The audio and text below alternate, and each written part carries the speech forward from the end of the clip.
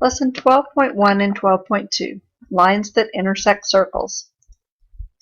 The objectives are to identify tangents, secants, and chords, use properties of tangents to solve problems, apply properties of arcs, and apply properties of chords.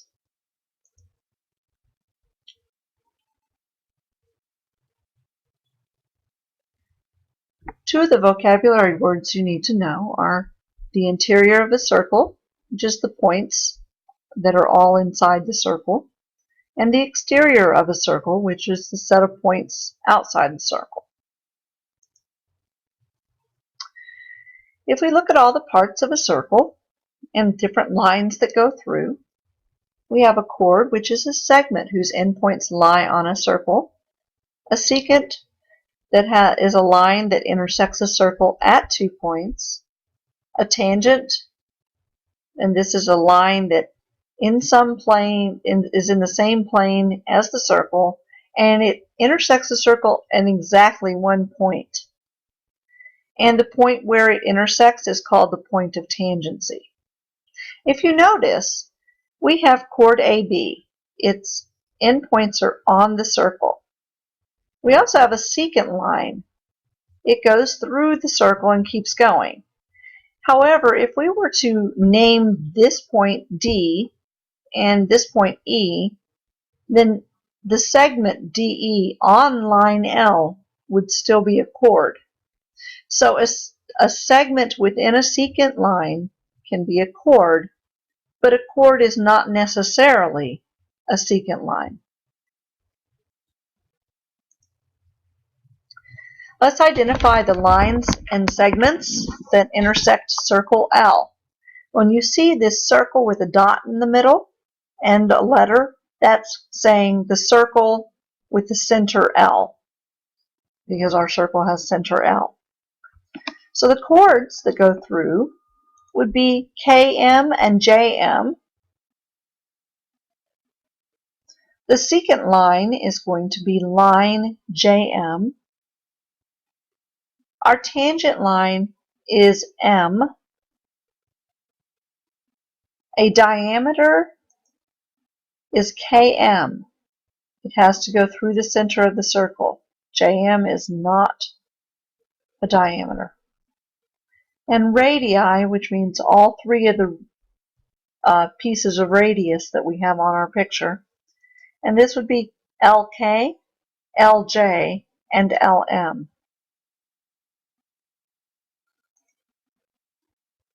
Looking at pairs of circles, if two circles are congruent, they have congruent radii. If the two radii are not congruent, those circles are not congruent. All circles are similar, but not all circles are congruent. Concentric circles are coplanar circles with the same center. We use those when we make a bullseye. Two coplanar circles that intersect at exactly 1 point are called tangent circles. So if you look at these, we have an internally tangent circle because one is inside the other, and externally tangent circles means they only intersect at 1 point and they are side by side. Let's work a problem. Find the length of each radius, identify the point of tangency, and write the equation of the tangent line at this point. So, circle R has a radius of 2. We can easily see that if we start at R and count up to the edge, we have 1, 2. In any direction, 1, 2, 1, 2, or even down. The point on the circle R is -2, 0. This is the point of tangency where R and S intersect. The distance between those 2 points is 2. The radius of circle S is 1.5. If I count up from the edge, I have 1.5. The same from the top, 1.5. And if I really wasn't quite sure, I could just count from the top of the circle to the bottom, 1, 2, 3, and divide it in half. Half of 3 is 1.5. The point on the circle that intersects is also -2, 0, and the distance between the point of tangency and the radii is 1.5. Finding the equation of the tangent line at this point, we see that there's only one line that flows through that point and doesn't touch any other point on the circle, and that's going to be the x-axis. And that is, the x-axis has the equation y equals 0. So this would be the equation of the tangent line for these two circles, and it's a horizontal line that goes through the point -2, 0. A common tangent is a line that is tangent to two circles, like a conveyor belt. Lines L and M are common external tangents to both circle A and B. Let's look at some theorems. These two are inverses of each other. The first one says, if a line is tangent to a circle, then it is perpendicular to the radius drawn to the point of tangency.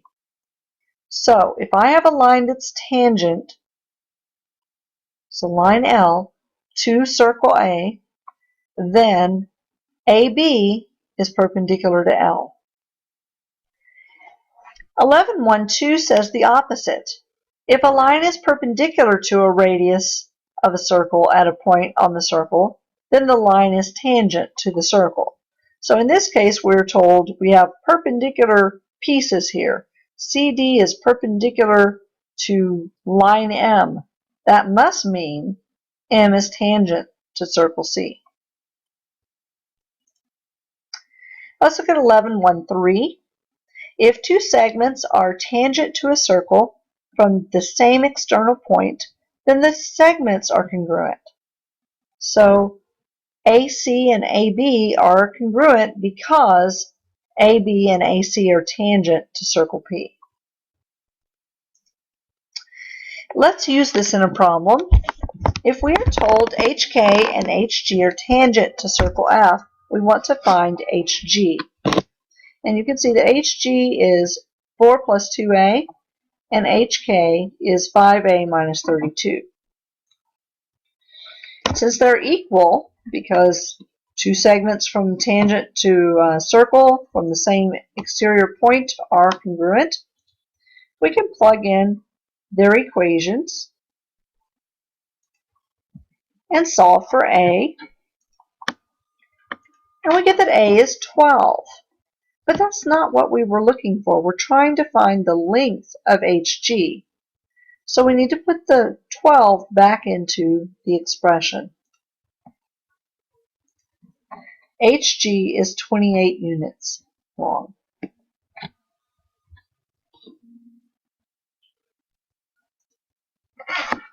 A central angle is an angle whose vertex is the center of a circle. An arc is an unbroken part of the circle consisting of 2 points called the endpoints and all the points on the circle between them. We have 3 kinds of arcs to look at. A minor arc is an arc whose points are on or in the interior of the central angle. This would be our central angle here, x degrees, and AC is the small arc between them.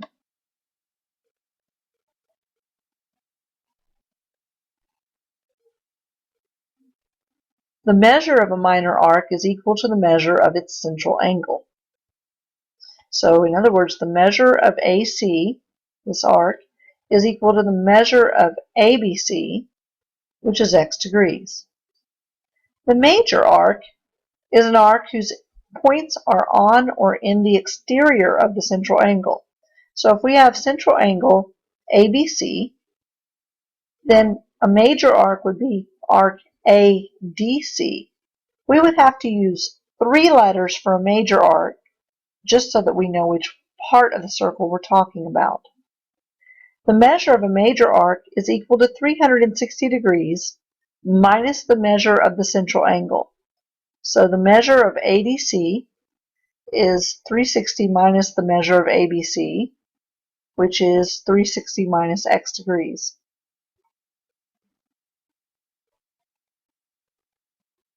If the endpoints of an arc lie on a diameter, the arc is a semicircle.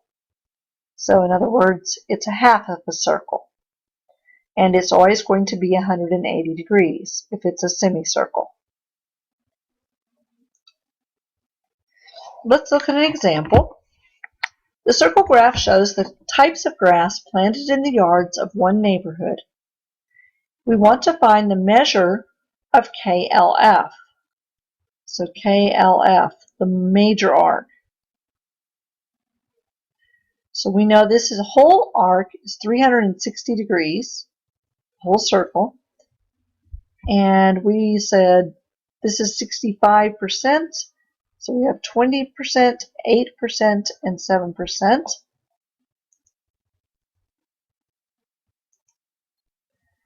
And that's 0.35 times 360, or 30% of the 360 degrees. That's for KJF, for the minor arc.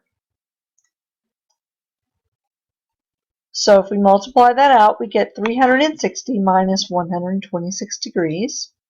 So the measure of KLF is 234 degrees.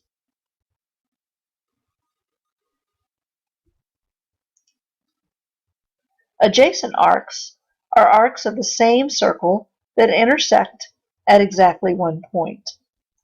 In our picture, RS and ST are adjacent arcs, and they're named wrong, I'm sorry. So we would have AB and BC would be adjacent arcs. And this is a postulate that if I have an arc ABC, it is made up of the arcs AB plus arc BC, those measurements together. Kind of like the angle addition postulate or segment addition postulate. This is the same idea. Let's do an example. We have our picture here and we want to find the measure of arc BD. So BD would be this portion right here. So using the vertical angles theorem, we know that arc BC equals 97.4 degrees because these are vertical angles. The triangle sum theorem tells us that CFD is 180 degrees minus 97.4 plus 52 degrees. Okay. So this whole thing is 180 degrees. We're subtracting this piece and this piece, which is 30.6 degrees. The measure of CFD is 30.6. So the measure of CD is 30.6 degrees. Using the arc addition postulate, we know that the measure of arc BD is equal to the measure of BC and CD. So we substitute the values and we get 128 degrees. Within a circle or congruent circles, congruent arcs are two arcs that have the same measure. In this figure, ST is congruent to UV, and they're marked in red. Using this idea, we have a theorem, 1122, and it says that in a circle or congruent circles, congruent central angles have congruent chords. So if the angles are congruent, the chords will be also. Congruent chords have congruent arcs. So being told that ED and BC are the same, that tells us that arc DE is congruent to BC. And then congruent arcs have congruent central angles. So if I'm told that the arcs are congruent, then I know that the central angles are going to be congruent as well. 11.2.3 and 11.2.4 talk about chords and bisectors. In a circle, if a radius or diameter is perpendicular to a chord, then it bisects the chord and its arc. So since CD is perpendicular to EF, we know that CD bisects EF and the arc EF. In a circle, the perpendicular bisector of a chord is a radius or diameter. So if JK is the perpendicular bisector of GH, then JK is a diameter of the circle, which means that if it's bisected, we know that this segment goes through the center of the circle. Now you try.